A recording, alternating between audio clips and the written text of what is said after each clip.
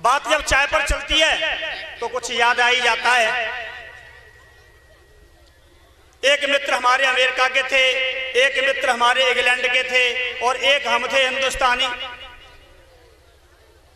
तो जो अमेरिका के मित्र थे उन्होंने बड़ी जल्दी चाय पी और चाय पी करके कहते हैं हमारे देश की जो हवाई जहाज हैं वो आसमान को छू करके चलते हैं। इंग्लैंड वाला कहता है अगर आसमान को छू करके चलेंगे तो टकराएंगे नहीं क्या?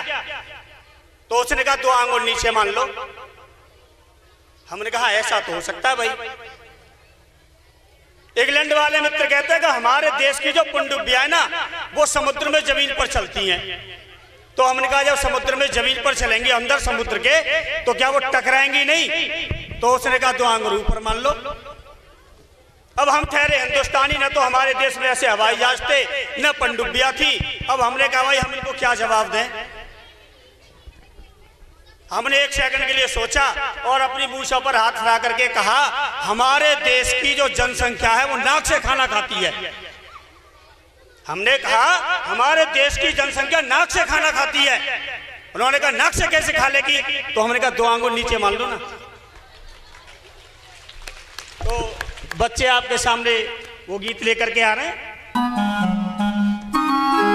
छोटे बच्चे हैं, जरा की नदी बह रही है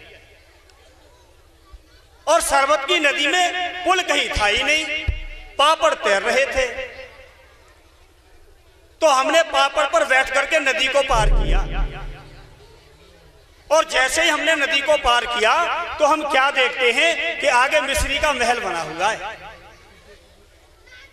और मिस्री के महल के गेट पर बूंदीराम पहरा दे रहे थे। और जैसे ही हम महल के अंदर हमने प्रवेश किया तो हम क्या देखते हैं कि बर्फी रानी इमरती का तकिया लगा करके आराम फरमा रही हैं। अब वो बर्फी रानी थी तो हम भी किंग ऑफ इंडिया थे।